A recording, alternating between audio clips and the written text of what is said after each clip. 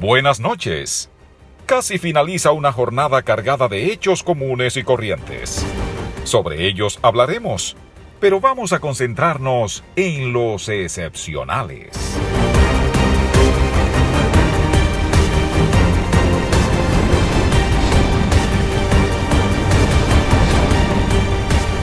En el aire, fuera de récord, recibamos a nuestro productor y conductor, Elvis Lima.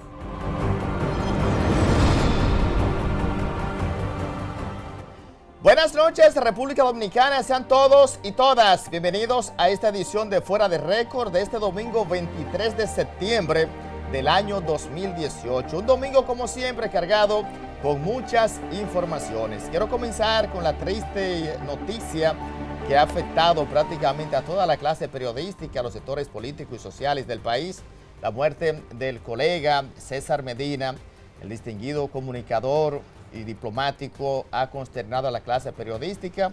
Lo conocí a don César cuando estuve en Color Visión, cuando fui reportero. Creo que fue un gran colega, un hombre de temperamento, solidario con los amigos, leal a las circunstancias, y creo que la clase periodística ha perdido un gran comunicador y el país también ha perdido un gran hombre, un hombre con una vocación de servicio que usted puede disentir de él en el escenario y las circunstancias que usted considere.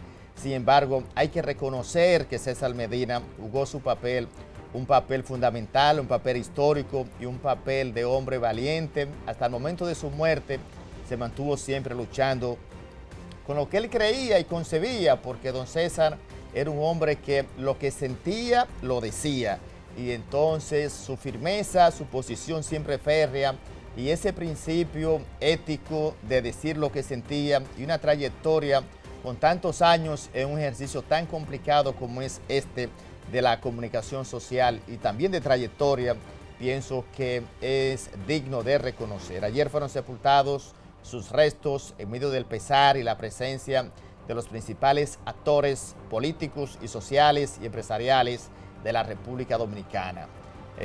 Paz a su alma, y me solidarizo profundamente nuestro pesar desde este programa y de la producción completa nuestra, sobre todo a su familia, en especial al distinguido también colega y amigo Oscar Medina y Taína, a quienes conozco desde hace varios años. Así que desde aquí nuestro pesar por la muerte de don César Medina. Paz a su alma.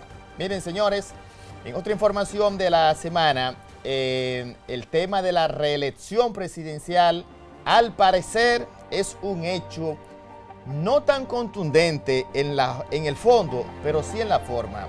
Las declaraciones del presidente de la Cámara de Diputados, Radamés Camacho, un hombre fajador, un legislador exitoso e histórico y a la vez conocedor, sobre todo, del engranaje político, que eso es muy importante. Conocer al cojo sentado y al manco caminando en el Congreso Nacional, eso es muy importante. Y esa combinación la reúne a la perfección el diputado nacional y miembro del comité político y actual presidente de la Cámara de Diputados, Radamés Camacho. Radamés Camacho, como decía en la promoción, puso la nota diferente. Cuando Radamés Camacho plantea de que para el Congreso Nacional no existe la cosa irrevocablemente juzgada, a propósito del transitorio del tema de la reelección presidencial y el fallo del Tribunal Constitucional que declaró inadmisible el recurso debatido que sometió Fredermiro Ferreras, el controversial jurista, el abogado, que de todo conocido, el fallo del Tribunal Constitucional. Esas declaraciones de Radamés Camacho, y también cuando agrega de que en el Congreso Nacional, dice textual, es que hacemos y quitamos y nombramos en cuanto a los principios de leyes, y también le pone otro sazoncito que yo quiero analizar con ustedes.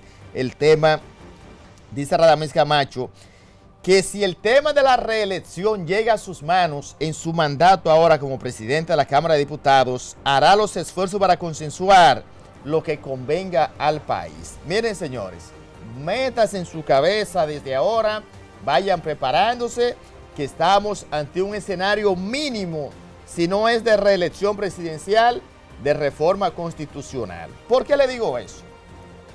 El transitorio, cuando usted lo analiza en la forma y en el fondo, tiene ciertamente un don de convencimiento con los argumentos jurídicos. Recuerden la entrevista aquí a Julio Curi y ahora el planteamiento de Radamés Camacho, desde el punto de vista de la desigualdad personal y jurídica y discriminatoria contra una persona, porque plantean de que al único que le hace falta ponerle nombre y apellido es a Danilo Medina, el transitorio como tal. ¿Por qué yo me adelanto y digo que se preparen, pónganse en su cabeza mínimo una reforma constitucional, aunque haya o no haya reelección, por un tema elemental?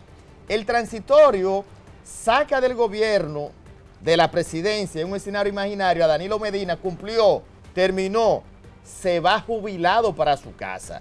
El tema de la jubilación como tal es el temor del presidente Danilo Medina y los propios danilistas, porque ciertamente ponen al presidente una desigualdad frente a sus demás adversarios interno y externo en esta lucha política. Leonel Fernández sigue gravitando, Hipólito Mejía va a seguir gravitando y Danilo, de mantenerse el transitorio, se iría para su casa a hacer su papel de abuelo, hasta en chancleta, y es el temor de una jubilación ante un presidente que al día de hoy tiene los números y la aceptación de la población. ¿Ha bajado? Sí. ¿Estuvo alto? Sí.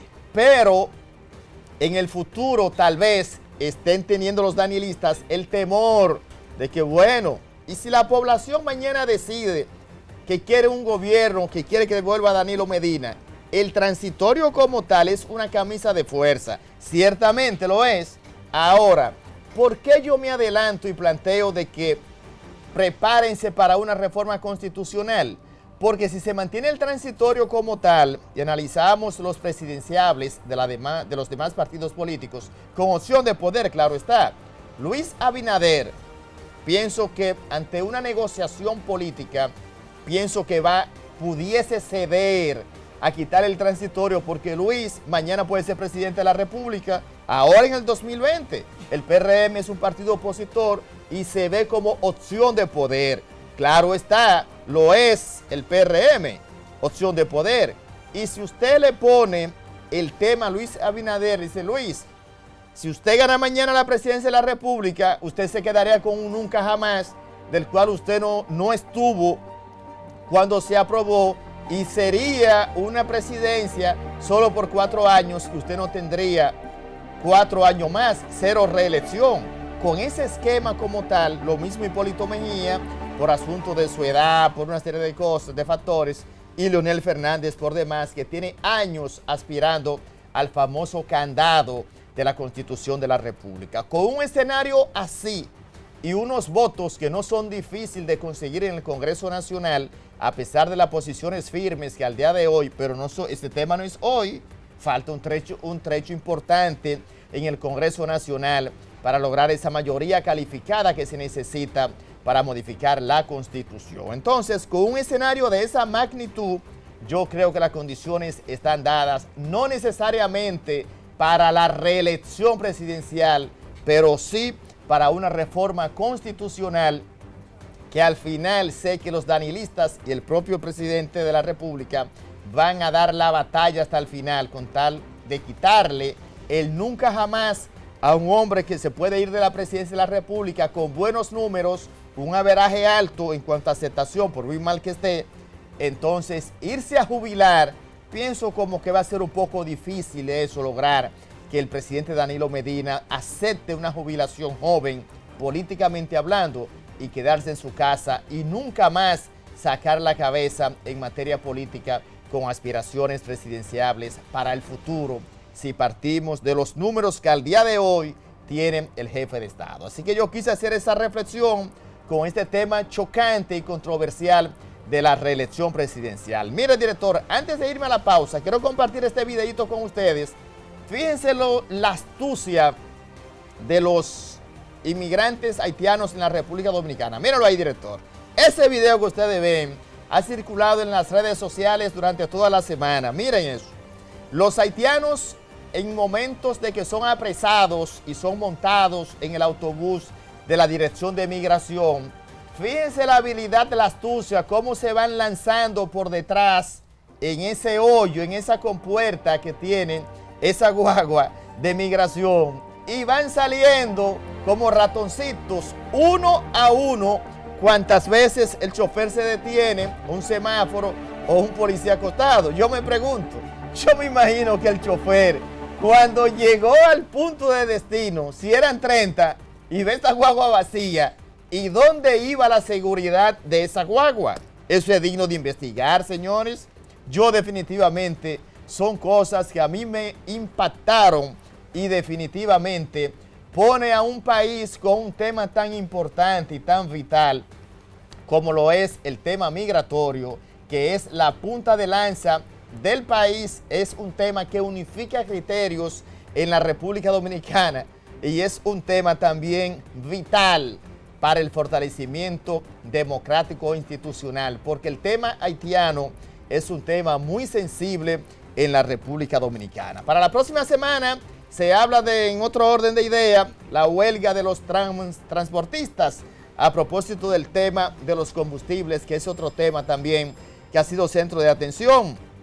El martes Fenatrado, el transporte de carga, huelga por 72 horas, Conatra por igual se ha sumado y la posición de Juan Gubieres todavía no ha sido dada a conocer públicamente. Sin embargo, al parecer el sector transporte está unificado en una lucha por el tema de los combustibles y el restablecimiento del subsidio a propósito de las alzas registradas en los últimos días con el tema de los combustibles en el país. Director, me voy a la pausa. Ahora sí, cambiar de canal, que hace un delito federal. Al regreso ya viene subiendo el doctor Manuel Conde, miembro del Consejo de la Defensa del expresidente del Senado, Jesús Vázquez Martínez, Chu, con temas que usted no se puede perder. ¿Cuál es la situación del caso Odebrecht hoy en la República Dominicana? ¿Qué se está cocinando previo a la audiencia que se reinicia el próximo día 1 y los argumentos de estos juristas que piden la nulidad de este proceso? Eso y más al regreso, señores. Nos estamos preparando. No se muevan, que ya volvemos.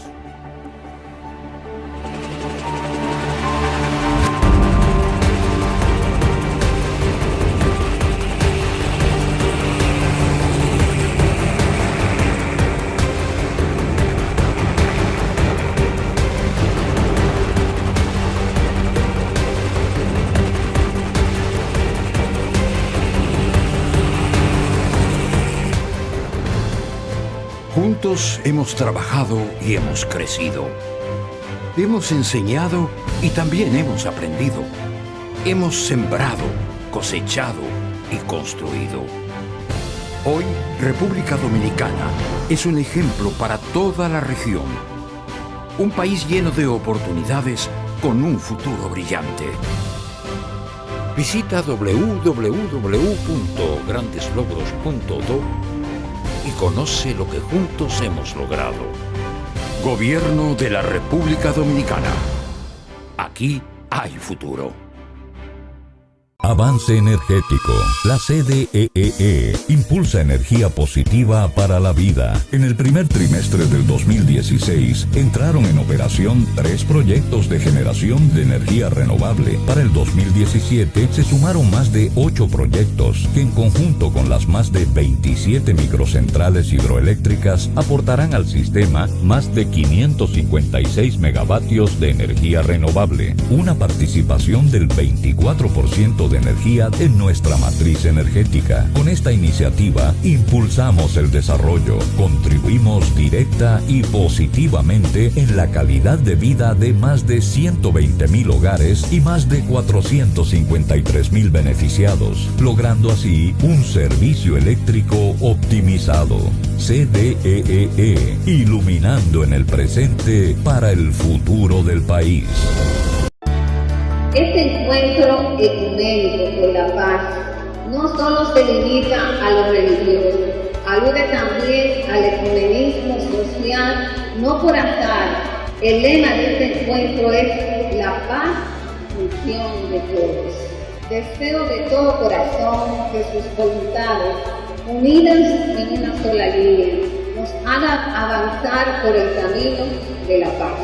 la tolerancia y el amor. Trabajar en la escuela la cultura de paz es una de las pretensiones de la revolución educativa que con tanto ahínco promociona nuestro presidente Danilo Medina. La cultura de paz es una condición fundamental para que un país como la República Dominicana pueda auspiciar el desarrollo sostenible. Ministerio de Educación.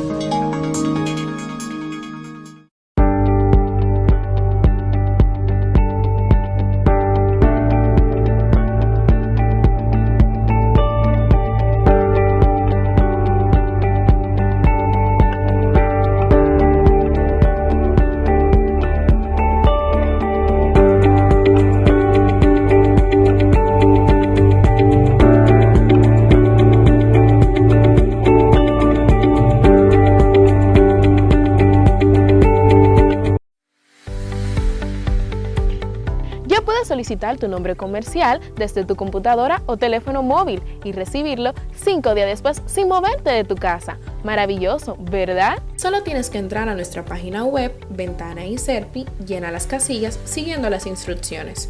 Envía tu solicitud y en 5 días máximo recibirás tu respuesta. Un certificado tan seguro como procurarlo en persona. Lo imprimes y listo. Desde Samaná, Pedernales, Ocoa y todas las provincias, ONAPI está contigo. A la distancia de un clic, sin desplazamientos. Más rápido, más electrónico, más República Digital. ONAPI, de la calidad a la excelencia.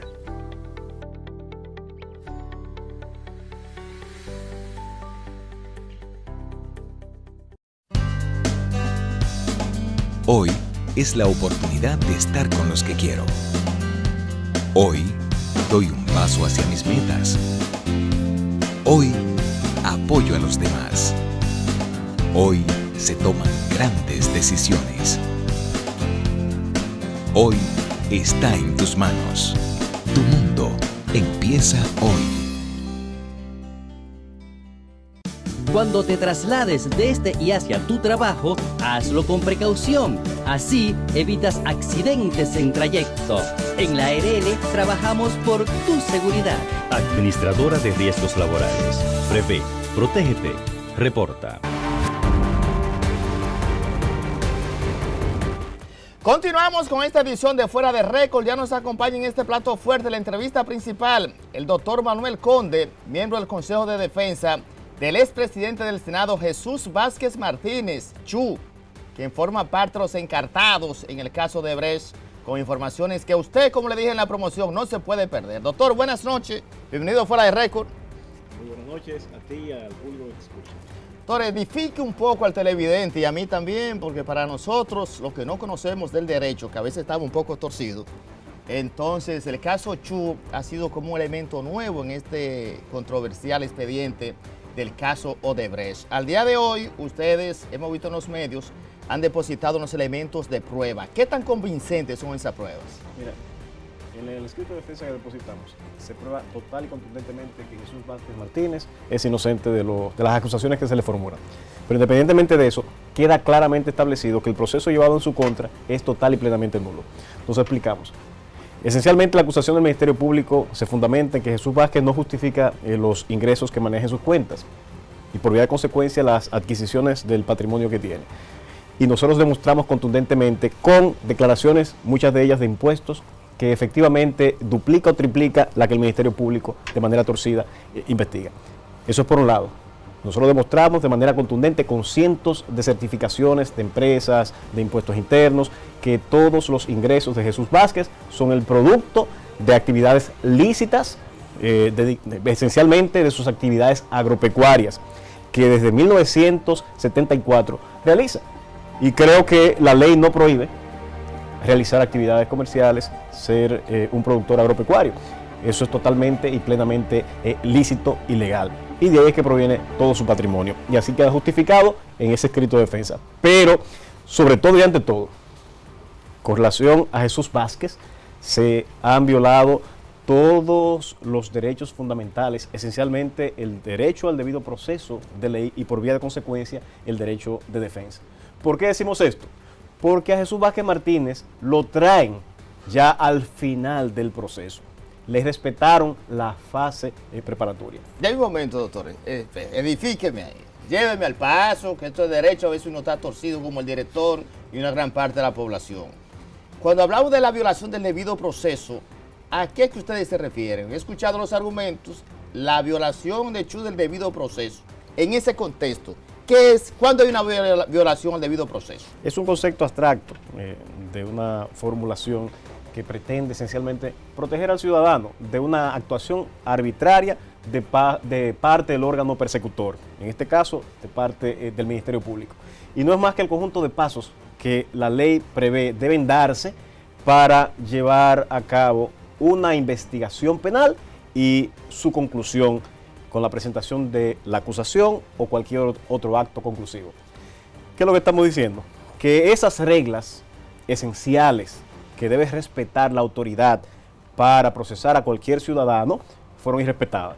El proceso penal tiene, en síntesis, varias fases. Una primera fase, que es la fase preparatoria, que es, como su nombre lo indica, la fase inicial en la que el Ministerio Público recoge toda la prueba y dice si hay o no mérito para presentar una acusación.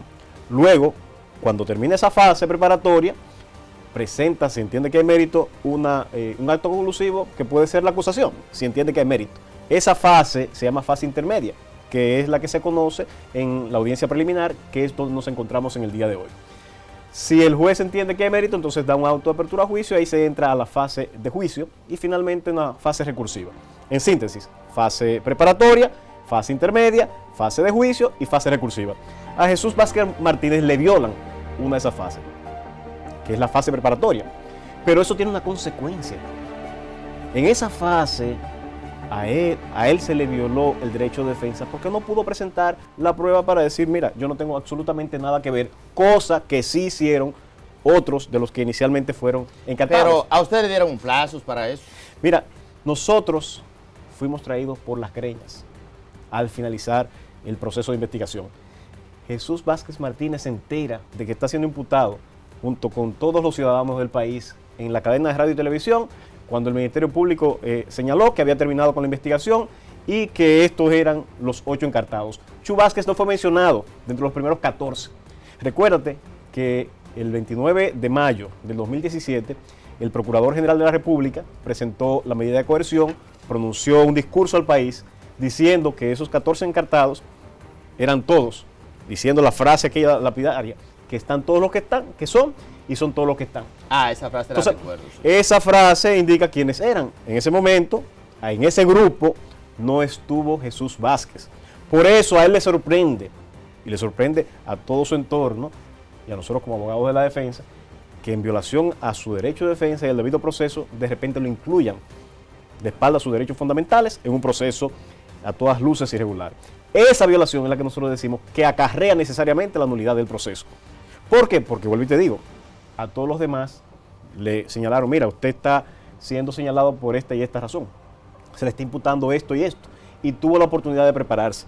Pero a nosotros no solamente no se nos informó debidamente en violación al debido proceso y al derecho de defensa, sino que se nos negó la prueba. Cuando la directora del PETCA hizo la precisión de que ciertamente contra Jesús Vázquez él tenía conocimiento, ustedes hicieron un derecho a réplica, creo que fue, la remitieron contra esa posición. Después de eso ha venido el silencio por parte del PETCA. ¿Ese silencio del PETCA da la sensación de que ustedes tienen razón o de que existen elementos nuevos? Mira, que efectivamente la verdad es una, y la verdad es nuestra, y la hemos señalado de manera reiterada. Y al decir de manera contundente la verdad, y es que Jesús Vázquez nunca fue imputado, nunca fue informado debidamente de que estaba siendo investigado en un proceso. Y ¿qué más contundente que la declaración de la máxima autoridad del Ministerio Público en una rueda de prensa y en reiteradas declaraciones, que ahí estaban todos los que son y que son todos los que están? Entonces, sus actuaciones están ahí, la historia está ahí. ¿Estuvo Jesús Vázquez llamado dentro de esos 14 imputados? La respuesta es no. Y por eso el Ministerio Público no tuvo más que callar la boca, dar la callada por respuesta. Porque la verdad contundente, irrefutable, es que él no fue señalado como imputado, no fue informado de que se había iniciado una investigación en su contra. Y sobre todo él, que es total y plenamente inocente. El tema de los cheques, que he visto argumentos por parte del Ministerio Público que presenta una acusación de 4 cheques, el tema de Ángel Rondón, de que había una negociación y todo ese engranaje como tal. La realidad, ¿de qué hablamos en cuanto a monto? Hay varios de los encartados que son 200 millones, 300 millones. En los medios hay mucha especulación, información en relación al monto de los cheques. En el caso de Chu, ¿de cuánto es la acusación en sí de él? Mira, lo que te tengo que decir es que el concepto de los famosos cheques, que no es más que un ardid que se ha querido utilizar para marcar un elemento que la gente recuerde, pero no es más que el producto de la actividad agropecuaria de Chu. Si algo demostramos en nuestro escrito de defensa, es la actividad productiva principal de Jesús Vázquez, que se dedica, dentro de tantas cosas, a la ganadería, producción de leche, producción de arroz, producción de coco, producción de cacao. ¿Y ustedes presentaron eso? Hay cientos de pruebas ahí depositadas, pero no solamente eso, sino que las mismas declaraciones del IR1, la declaración de impuestos que hace él y hacen terceros, indican precisamente esa actividad agropecuaria. Entonces, el mismo cheque, cuando uno se quiere ver, parece que el Ministerio Público tenía unas gafas especiales que le impedían ver la verdad y utilizar lo poco que recabó de manera sesgada para generar una historia que no existió en la realidad, porque el cheque dice claramente el concepto. Ah, está el cheque. Ahí está uno de los cheques que dice claramente cuál es el concepto. Aquí, enfóquemelo ahí, director. Ahí te dice el concepto, que no quiere leer. Y de esa fecha, ese cheque ya tenía el concepto establecido. Ahí está el concepto. Y lo tenía y lo tiene el Ministerio Público, ahí dice compra de ganado. Entonces, cuando no se quiere ver algo, ¿de qué monto es ese cheque? Este cheque tiene un monto de 1.050.000. Entonces, compra de ganado. Compra de ganado, como hay otros cheques también de función de otras empresas. Un momento, para ese entonces ya ese cheque tenía el concepto y decía compra de ganado. Compra de ganado. Ese siempre ha sido uno de los cheques y esa es una de las principales actividades de Jesús Vázquez. Ahora, es ilícito dedicarse a actividades agropecuarias. Esa es su principal actividad acreditada con más de cientos de pruebas, miles de pruebas diría yo, que nosotros con las que acompañamos a nuestro escrito de defensa. Entonces, pero vamos más allá, El Ministerio Público sustenta su acusación en que Jesús Vázquez, en el periodo investigado que va desde 1994 al 2017, el único ingreso que percibió fue el ingreso por concepto de asalariado del Senado como senador de la República, que a eso se circunscribía toda su actividad productiva, y declarando por vía de consecuencia que lo único que él percibió durante esos años investigados fue la suma de 20 millones de pesos. Eso es lo que dice el Ministerio Público. Sí, en el total. Entonces, es una investigación torcida y deficiente. Es torcida y deficiente porque él dice que Jesús Vázquez solamente ingresó 20 millones de pesos. Director, déjeme ver ese informe, los televidentes lo pueden ver. Míralo aquí. Él investiga un periodo. Aquí dice que los únicos salarios que él recibió, el único ingreso que él puede justificar es su ingreso como senador. Pero en esa misma información que él da, date cuenta que en vez de iniciar como se debió iniciar, que fue en 1994, que es el punto de inicio de la labor de legislador de Jesús Vázquez, lo inicia en el 97. O sea, su mismo informe es deficiente. Un momento, doctor, ahí. El Ministerio Público alega que desde el año 1994 eso era lo único que él recibía. Que lo único que él recibió durante toda su vida como ingreso que puede justificar. Ahí dice 1997. Dice 1997, porque eso es parte de su deficiencia como investigador. O sea, un detalle, vámonos por partes. La acusación data de 1994, de boca, y en el texto que le entregan a ustedes de la acusación, los elementos de prueba, data entonces del 97, 3 años de diferencia. Ahí deja ¿Dónde están esos 3 años? ¿Quién lo tiene? Es bueno preguntárselo a él. Así como también es bueno preguntarle si él no pudo investigar que desde el 2010 al 2000 hasta la actualidad, Jesús Vázquez recibe una pensión. Esa parte también se le olvidó.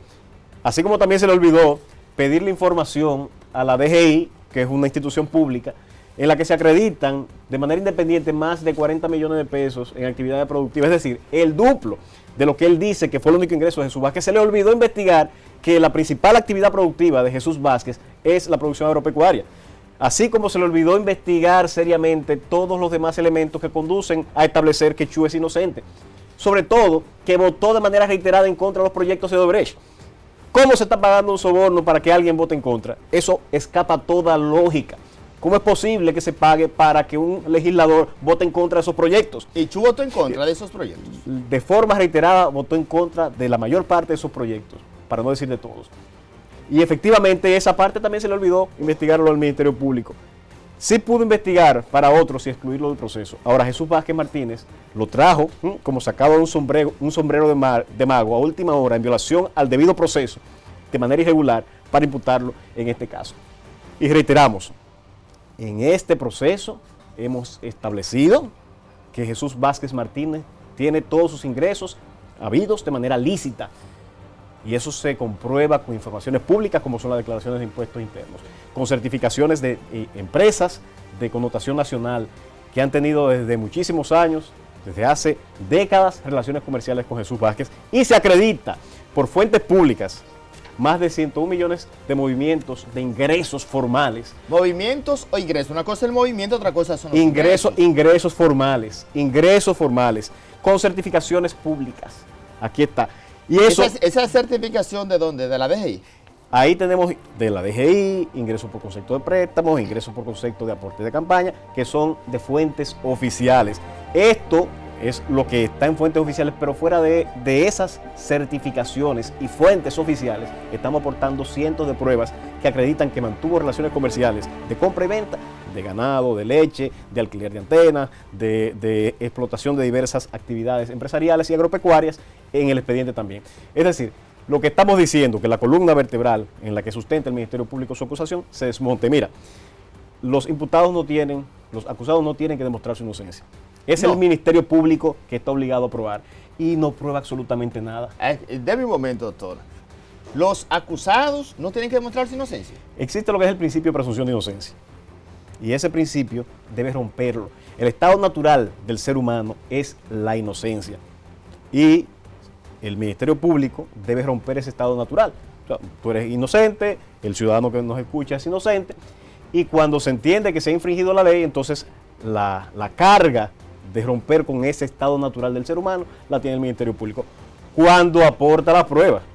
Pero no puede tergiversar la verdad, porque hay un principio contenido en el artículo 169 y 170 de la Constitución, que son los que rigen la función del Ministerio Público, que es el principio de objetividad y de responsabilidad y de apego al ordenamiento jurídico del Estado. Él debe actuar de forma objetiva, no para buscar un culpable que es inocente y tener una condena clientelar. No, él lo que tiene que buscar es la verdad, y aplicando lo que es el artículo 260, cuando tiene que investigar del Código Procesal Penal, cuando tiene que investigar, tiene que tanto buscar la prueba a cargo y a descargo. ¿Nos explicamos? La prueba a cargo es la prueba que demuestra la culpabilidad. Prueba a descargo, aquella que puede probar su inocencia. Es decir, que no soy yo, no es usted. Pero ustedes la pidieron y se la entregaron. Es la ley. Se le entregaron. Es la ley que, la de descargo que manda que él debe investigar toda la prueba de forma objetiva. Y por eso él es responsable por sus actos. Y de incluir de manera irregular y respetando la ley a Chu Vázquez en un proceso en el que él es inocente, así como lo establecemos, y que esas actuaciones acarrean la nulidad por violar su derecho de defensa y el debido proceso. Nosotros, tan pronto nos enteramos por medios de comunicación, tan pronto Jesús Vázquez se entera en el discurso que pronunció la Nación el Procurador General de la República, se entera de que está siendo señalado, lo primero que hacemos nosotros es presentar un escrito intimando al Ministerio Público a que nos diga sobre qué base está incluyendo de manera irregular a Jesús Vázquez en ese proceso. ¿Y esa intimación? Se negaron de manera rotunda. Pero le entregaron todo eso cuando el juez lo ordena. Cuando el juez lo ordena. Ahí te hago la síntesis de lo ocurrido. Tan pronto nos enteramos por los medios de comunicación. Un momento, doctor. Cuando el juez, antes de, ustedes la habían solicitado la primera vez, no se la entregaron. Eso es correcto. Después vimos en los medios de que el juez ordenó y le entregaron las pruebas. Eso le es correcto. entregaron todas esas pruebas. Mira, nosotros solicitamos la prueba a cargo y a descargo, como te decíamos, para que se le dé un efectivo cumplimiento al mandato de la ley que establece que el Ministerio Público tiene que investigar tanto esas pruebas a cargo como a descargo. Y nosotros tenemos derecho a utilizarla para poder ejercitar el derecho de defensa. Es decir, eso que el Ministerio Público investiga, nosotros tenemos el derecho de acceder, porque de ahí pudiera derivarse, como de hecho se ha derivado, muchísima evidencia que pudiéramos utilizar, como hemos utilizado, a favor nuestro. ¿Qué pasó? Que solamente se ordena la entrega de la prueba a cargo. Algo insólito. Ah, pero la de descargo no se la han dado. Mira, en este proceso, en los años de ejercicio que tengo, primera vez que el Ministerio Público segrega la prueba. No solamente nos entregan tarde la prueba, sino que cuando se le ordena, se le entregan la prueba de manera parcial. A fulanito le entregaron la prueba que tiene que ver con su caso, a fulano, y a nosotros 2 o 3 piezas, habiendo una plenitud en el proceso, una unidad en el proceso, porque la prueba que está usando en contra de otro coimputado me puede servir a mí para mi defensa. Él está obligado, en virtud del principio de la comunidad de la prueba, a notificar toda la prueba. Yo tengo derecho a saber todo lo que se ha investigado con relación a un expediente para poder ejercer con plenitud el llamado derecho de defensa. Y para lograr ese ejercicio tuvimos que requerirlo al juez, pero solamente se entregó la llamada prueba cargo. Y eso fue en el mes de agosto, entre el 14 y 15 de agosto. Fíjate, después de haber pasado más de un mes y medio, él duró, ¿cuánto investigando? 45 días. No, él duró un año. No, el procurador dijo trabajó 1.300 horas, trabajaron 2.000 y pico de personas, todo un personal. Con todos los recursos del Estado. Horas. ¿Y nosotros a cuánto tuvimos para podernos defender? 10 días. ¿Hay igualdad? ¿Hay simetría? ¿Se ha respetado de manera efectiva el derecho de defensa? No, con la explicación que usted me da, hay una violación total. Nosotros hemos tenido que correr para poder aportar al proceso elementos que de manera contundente establezcan que la principal actividad de Jesús Vázquez es la actividad agropecuaria, cosa que si usted va a la provincia de origen de Jesús Vázquez, todo el mundo le va a decir que su principal actividad es la actividad agropecuaria, que por ese concepto es que recibe todos sus ingresos, y eso no pudo hacerlo el Ministerio Público. Le costaba trabajo darse cuenta que había propiedades que desde 1974 él explotaba y que tenía ingresos por ese concepto. Se le olvidó investigar que desde el 2010 al 2017 hasta la actualidad, él recibe una pensión por concepto de su actividad como legislador en el periodo 1994-2010. Se le olvidó entre comillas, requerir a impuestos internos las certificaciones que prueban el doble de los ingresos que él dice de manera torcida, doctor, que había recibido. Entonces, ese tipo de cuestiones evidencian una intención malsana y torcida de una autoridad que al parecer no conoce lo que es el mandato de la Constitución al que él debe sujetarse, que es que debe actuar con objetividad. Entonces, nosotros habíamos pedido, te decíamos, no solamente la prueba a cargo, sino la de cargo. A nosotros nos interesa saber cuáles fueron las razones que dieron al traste con el archivo de los expedientes con relación a varios de los encartados. Para ver el archivo de la primera fase. De la primera fase. Yo tengo una confusión, doctor. Quiero que me la responda, al igual me imagino muchos televidentes. ¿Por qué ustedes salen en defensa ahora de Chu cuando fue sometido y fue dado a conocer en la forma, si se quiere, hasta temprano, en comparación con la defensa que ahora ustedes están haciendo ante los medios de comunicación? Ese es una. Y el tema de la acusación como testigo de los expresidentes de la República. Respóndame esa pregunta a la pausa, doctor. Vamos a la pausa. Estamos conversando con el doctor Manuel Conde, miembro del Consejo de Defensa del expresidente del Senado, Jesús Vázquez Martínez. Cambiar de canal que hace un delito federal. A la pausa y ya volvemos.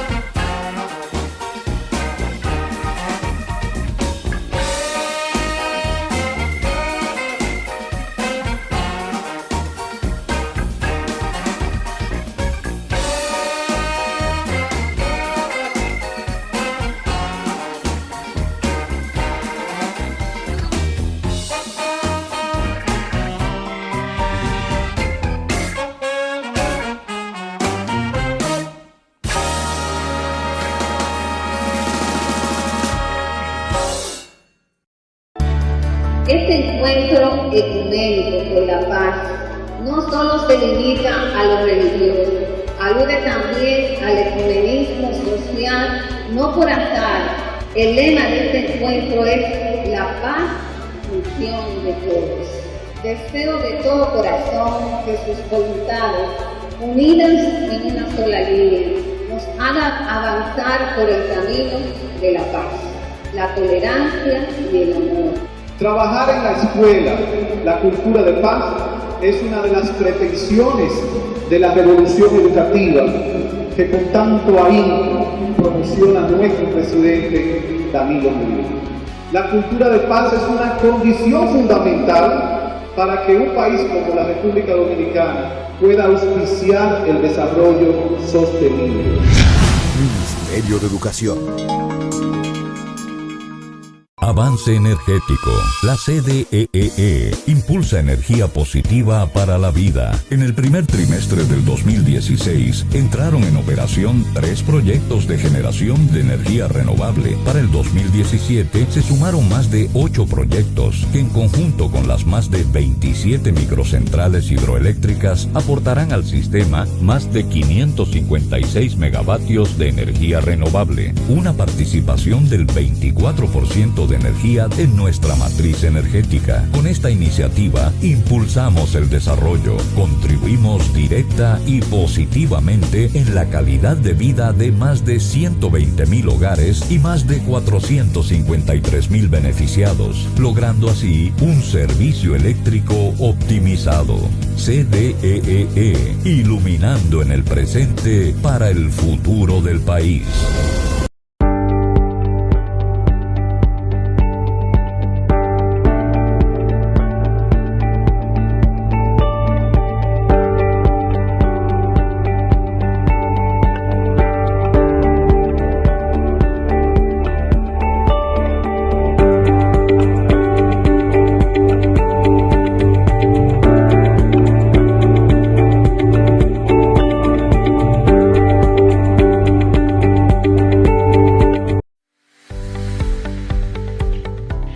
Solicitar tu nombre comercial desde tu computadora o teléfono móvil y recibirlo 5 días después sin moverte de tu casa. Maravilloso, ¿verdad? Solo tienes que entrar a nuestra página web, Ventana y Serpi, llena las casillas siguiendo las instrucciones, envía tu solicitud y en 5 días máximo recibirás tu respuesta.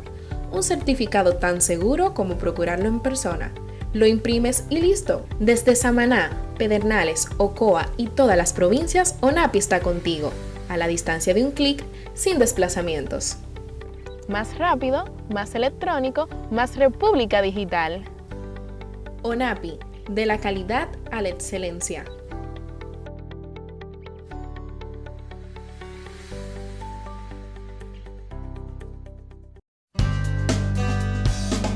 Hoy es la oportunidad de estar con los que quiero.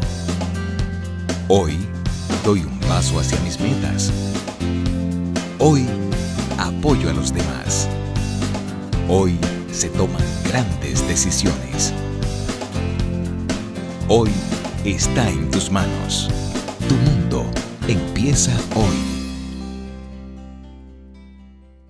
Cuando te traslades desde y hacia tu trabajo, hazlo con precaución. Así evitas accidentes en trayecto. En la ARL trabajamos por tu seguridad. Administradora de Riesgos Laborales. Prevé, protégete, reporta. Continuamos en este plato fuerte de la entrevista principal conversando con el doctor Manuel Conde, miembro del Consejo de Defensa del expresidente del Senado, Jesús Vázquez Martínez Chu. Doctor, antes de la pausa, usted dejó un tema que sé que los televidentes y yo también queremos más conocer. El tema de cargo y de descargo. Usted se quedó ahí. Y también le pregunto, veo que en los últimos días ustedes han arreciado, lo he visto en los medios de comunicación, y me pregunto yo, ¿por qué ahora ustedes salen y no habían salido antes con el tema de defensa Chu? Mira, si tú te sientes algún síntoma de enfermedad, tú vas al médico. Claro. Tú estás sano hoy. Tú has ido al médico. Entonces, ¿cómo y cuándo tú buscas tu defensa o prueba para defender? Cuando eres imputado. Simple y sencillamente la respuesta es que Jesús Vázquez en la fase preparatoria, como hemos explicado, no fue informado de que había una investigación. en curso. Y por eso decimos que por esa violación al debido proceso... Cuando no fue informado, usted decir que fue de último. A Jesús Vázquez lo metieron de sorpresa. Reiteramos, había 14 al inicio. De esos 14 sacaron, dejaron solo 6. Y de repente sacan, como sacado de la manga de un mago, a Jesús Vázquez Martínez y lo incluyen de manera sorpresiva en el proceso. Por eso no había articulado ninguna defensa porque no tenía que defenderse. Ah, ahora entendí. Entonces, y más allá, después que se entera que está siendo incluido en este proceso, que tiene el agravante, no solamente que lo incluyen de manera irregular, en violación a la ley y al debido proceso, sino que también siguen con las violaciones, negándole el acceso a la prueba. ¿Cómo y de qué se va a defender? ¿Cómo y de qué se va a defender? Entonces, no es sino después que tenemos acceso a las piezas del expediente, que miramos lo que él dice y llama prueba, y que la analizamos, que podemos articular la defensa y buscar nosotros por vía de consecuencia los elementos para esclarecer cualquier duda que con relación al proceso se tenga. Y cuando lo hicimos de manera contundente. En el escrito que se depositó el 5 de septiembre de este año, del año en curso, se establece de manera contundente y se esclarecen todos los hechos para que la conclusión contundente de este proceso, cuando el juez Ortega analice esa prueba, es que efectivamente Jesús Vázquez es total y plenamente inocente. Fíjate, de los que están ahí encartados, el único que no figura en las llamadas delaciones premiadas es Chu Vázquez. Esas son la de Brasil. Las llamadas delaciones de Brasil, tanto por la presión de la Marcha Verde como por esas investigaciones internacionales realizadas en Brasil y Estados Unidos, es que se inicia la investigación de República Dominicana. De manera que la columna vertebral, el motor impulsor de este proceso, fue la investigación de Brasil. Y a raíz de ella es que se ramifica, se amplía y se sacan conclusiones para iniciar esta investigación. Pero todos los demás... Chu Vázquez no figura en ninguna de las delaciones premiadas porque es total y plenamente inocente. Y por eso nos atrevemos a llamar a esos delatores. La única barra de la defensa que se ha atrevido a llamarlos es la nuestra. Porque estamos total y plenamente convencidos que lo único que tienen que decir esas personas es que Chu no tiene nada que ver, como de hecho no tiene nada que ver con esas imputaciones. ¿Y hay condiciones para que puedan venir al país esas personalidades? Mira, el derecho nos brinda las opciones para defendernos. ¿Cómo sería? Y eso es una prerrogativa, la de presentar solicitud de testimonio. Nosotros la presentamos y que las autoridades correspondientes hagan la interpretación del lugar. Pero es un derecho que yo tengo. Es un derecho que yo tengo y ningún tribunal me lo puede negar. Entonces, al momento que corresponda, se harán los trámites del lugar porque es necesario. Si esa es la base de la investigación, ¿por qué no se traen al país? ¿Cuál es el temor? ¿Cuál es el miedo? ¿O es que hay personas que tienen algún tipo de temor de que esas personas puedan decir la verdad? Nosotros no. Esta barra no tiene temor de lo que puedan decir esos delatores porque estamos convencidos de la inocencia de Jesús Vázquez y así queda esclarecido y establecido con las pruebas que depositamos. Un detalle importante, el tema de los expresidentes de la República y el presidente actual. La gente se pregunta, bueno, ¿por qué Leonel, Danilo, Hipólito? ¿Cómo? Pero ¿por qué los presidentes? ¿Por qué los expresidentes y el mismo presidente actual? Incluso veo hasta el procurador también ustedes llaman de testigo. Mira, los testigos lo que se llaman es para establecer o esclarecer los hechos. Y no harán más nada que establecer que Chu Vázquez es inocente de los hechos que se le imputan. Los que preparan, los que negocian los contratos y los someten al Poder Ejecutivo son los presidentes de la República. Si alguien puede explicar que Chu no tiene nada que ver con eso, son los expresidentes que ocuparon la presidencia de la República en el periodo que está siendo investigado. Entonces, ¿cuáles fueron los expresidentes o los presidentes que estuvieron al frente del Poder Ejecutivo en ese periodo? Leonel Fernández, Hipólito Mejía y el actual presidente Danilo Medina. Y no estamos haciendo más que hacer el uso del derecho que nos permite la ley, que es de presentarlo como testigo, como cualquier ciudadano. Ahora, de que pero conforme a la ley... Hipólito es compañero de partido de Chu. Y ha dicho de manera reiterada, incluso en comparecencia pública, que está dispuesto a declarar. O sea que no hay nada pecaminoso en que se le llame a una persona a declarar para establecer que precisamente no tiene nada que ver Chu Vázquez con esas imputaciones. Aquí no hay precedentes de que un expresidente de la República vaya a los tribunales. Mira, sí hay precedentes en otros casos, sí hay precedentes de otros casos. El mismo Hipólito Mejía fue llamado como testigo en un proceso. Pero todos somos iguales ante la ley. Y ese tipo de manejo de que hay ciudadanos de primera y de segunda, eso es un concepto de otras épocas. Aquí todo aquel... que sea llamado a un proceso y que tenga algo que aportar al proceso, no hay ningún impedimento legal para que concurra. Ahora, hay condiciones especiales que establece la ley para ciertos funcionarios que es el caso del presidente de la República y el procurador. No es que la ley dice que no debe declarar, sino que puede recibirse su declaración en su despacho. Es la única excepción, es la única regla en su despacho, especial. O sea, que el juez puede conocer su versión desde su despacho. Se conocería la audiencia en ese momento frente al despacho del funcionario de que se ¿Y en trata. presencia de ustedes? Entonces, de todas las partes, en virtud del principio de mediación y de inmediatez, o sea, todas las partes y de oralidad, todas las partes deben estar presentes al momento de discutirse cualquier prueba como sería esa.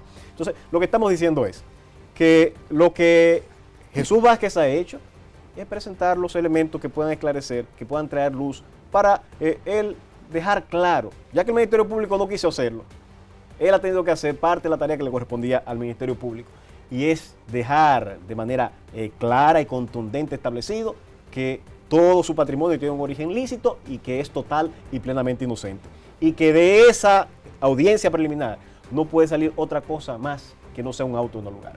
Un auto de no lugar. Eso es contundente. Y si no fuera esa la consecuencia, debe analizarse necesariamente los agravios, las violaciones irreparables a los derechos fundamentales de Jesús Vázquez y que traen aparejada la nulidad del proceso.